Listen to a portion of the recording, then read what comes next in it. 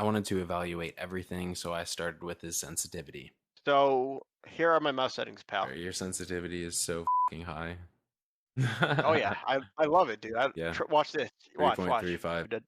I got some good flicks, man. Valorant's a little bit smaller with micro flicking. Micro flicking's big. Like if someone peeks a corner, you're not flicking. You should always like really just make micro flicks. But in CSGO, Like, people move faster. The smaller flicks are more important than like the bigger flicks. Because realistically, you shouldn't be flicking. You should always be yeah, like no, like your micro. crosshair placement should Mhm. be where they're at. And this is a really good reason why sometimes it's better to have a lower sensitivity rather than a higher sensitivity. I'll go to your settings real quick. Go ahead and make your gap 3, the center gap 3. I did this because I want him to have more speed while still maintaining some of his accuracy. Having a bigger crosshair gap will make you a little bit more inaccurate, but you will still be able to recognize your targets and flick to them accordingly. I always start with grid shot just to like get me warmed up. And let's do the old deal. Yeah, just do your thing, bro. He needs to try and keep his accuracy percentage a little bit higher, like above 95% on grid shot. Next task I had him do was the multi-line trace. Yeah, that wasn't bad at all. You really want to make sure your crosshair is the straighter it is to the object, the faster it's going to be for you to like hit that target, you know? So it all comes No, down that to makes like sense. milliseconds. The Hmm. straighter you are, the sooner you're going to kill the person. That totally makes sense. Do a micro shot. Micro shot. Absolutely. Let's see here.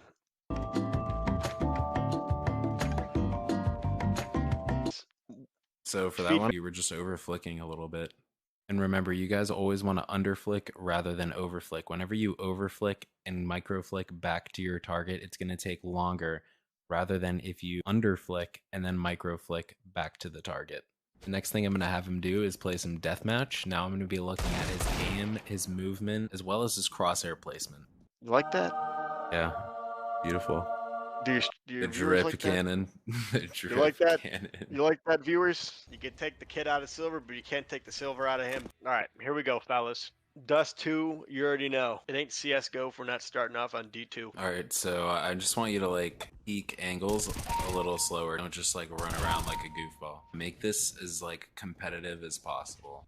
Now, when you're doing this, this is going to give you more competitive situations. You're peeking angles and holding angles more how you would play a competitive rather than a deathmatch. So one thing I'd say is crouching is good in CSGO, but like he's going to be Oh, yeah. moving. You have no mobility. It's a lot easier target for him to hit when you crouch, or else you're probably gonna die. Like that. Yeah, Like exactly that. like that. Now, for people who are in higher elo, I wouldn't really recommend this all the time to use. When you're in higher elo, people's crosshair placements are generally going to be more pointed towards your head, rather than if you're in silver, his crosshair placement is not going to be as good. So since he's in silver, I am advising him to not crouch as much and try to strafe more. Now that we touched on some of the mechanics, we're going to go into a competitive game so I can take a closer look at his game sense. Hello. Hello. Yeah. Alright, man, good luck, have fun. Alright guys, we're gonna shoot him. Gonna shoot him in the head. I'm gonna rotate from cat. Right away, we're just going to take a quick stop here. The first thing that I'm noticing is that him and his teammate, this absolute Goomba, they're not clearing angles as slow and as properly as I would, and he is kind of just running it down mid.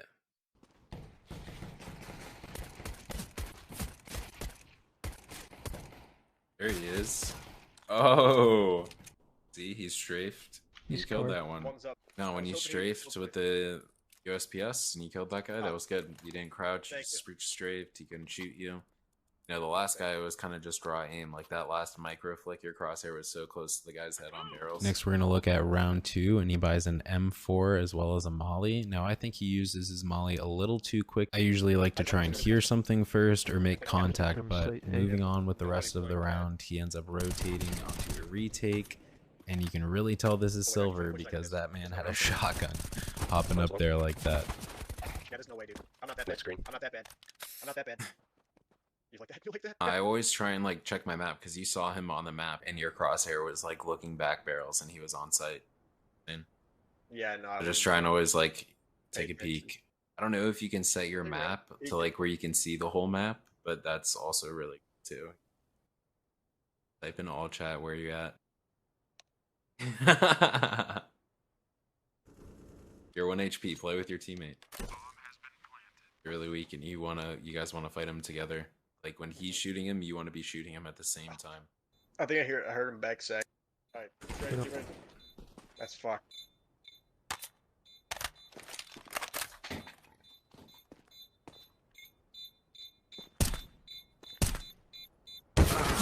We're working. Unlucky. Another thing is, like, whenever you're in a 1v2 situation and they have less people, always expect them to push up first, like, and make a play. When you have more people, you want to play more passive. When you have less people, you always want to, like, try and make a play, like, the unexpected. You know what I'm saying? Yeah, I didn't want to. Nice, bro. Yep, I fucked up. Hold on 1 second. One mid. Really? Try and get into a new position. Don't peek the same place over and over again. No. Cat. Okay. Yep, cat.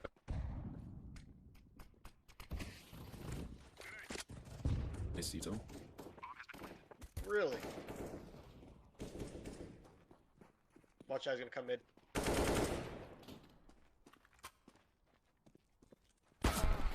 So right there, especially because he just killed one mid, you already have to understand and expect another person to be mid, especially when they were trying to hit the A site in the first place and then they started rotating after a pick on the B site. There wasn't a lot that happened this round, but a trend that I'm already starting to pick up through his gameplay is just more common awareness, not really aim or mechanics, but just game awareness, knowing when to use certain utilities, knowing when to peek certain angles, and just having general game sense of where people are around the map. And this just comes with more experience and playing more competitive gameplay. From last round, you kind of know that they lurked mid. From then on, you need to like always expect it if you don't have someone there. You know what I'm saying? You're right. I never paid attention to that information. So in this round, they end up not coming to the B site again, and then they are left with a 2v2 retake onto the A site. Yeah, go on green. Should be both lit. Nice strafe. He dropped. Wait, what? That guy died? Well, you killed the one guy and then the second guy dropped. Yeah, just regardless, I mean, that was a 1v1. You gotta have your crosshair, like, in that general area of where he dropped. Yeah, you're right. You could have essentially won that round, you know? Like, yeah, just that little thing, it could be 2-4 right now instead of 1-5. So him and the enemy team are going round and round in circles because they are obviously not coming to the site that he is ever holding. So he is left with another retake, and unfortunately his teammates are not doing that well, so he's left in a bad position at the end of this round.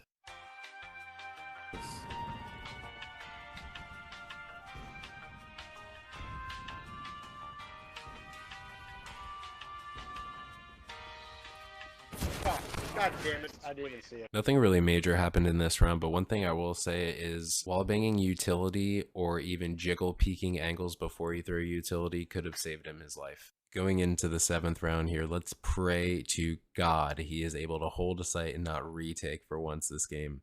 It looks like he's going to play A long here, and it seems like they're putting on some pressure, but he backs up to car, which is the smart thing to do. And they end up going mid, so he has to play for a retake again. He actually ends up catching one through the smoke here, which was really nice, but I end up questioning his game sense and his play right here as he slow walks through this smoke. Out of a smoke, go fast, because they're going to see you before you see them. Creep up a little bit, and then you want to go fast, like out of the smoke, so they can't track you. Never walk, like out of a smoke. Like you can walk until you're close, and then like when you know they're about to see you, straight. Heading on over to the T side here, looks like we're going to be able to put some pressure on the B site. Now while they were coming into B main, I noticed nobody was looking at under, and luckily enough he went to go for a peek and he ends up tapping the guy. So in this situation, my first instinct instinct after getting someone off the rotation is to rotate to the other site, as they are weaker on the other portion of the Site clear? map. They still have a couple on the B Oh, God, site, far from it. which leaves them weak on A site as well What as is this guy mid. doing? But if you guys listen close here, he knows that there's one under, and he knows that there's one on A site. His teammate, unfortunately, another freaking Goomba, runs out by himself and dies because he thinks he's Superman.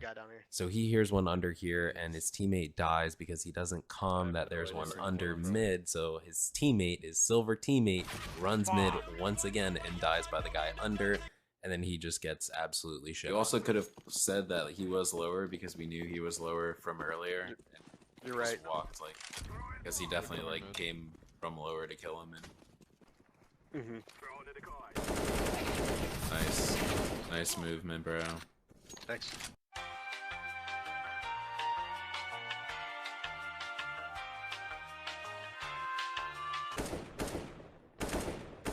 You take that gunfight. He has 5-7s. You take that gunfight. You go get the bomb.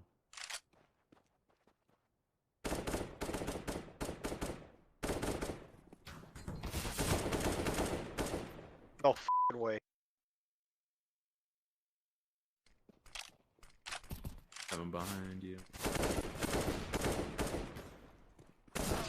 Right when he saw the guy on long, I would have instantly made that a gunfight. Being a 2v1, you need to isolate as many 1v1 opportunities as you can, because as you can see here, as soon as the enemy team works together, you're not able to kill both of them at the same time. And they were able to close out the game. What? He got a breakout case! What? But yeah, that was good, man. Thanks for letting me coach you. I appreciate that. Dude, thank you for the opportunity. I hope you found it helpful.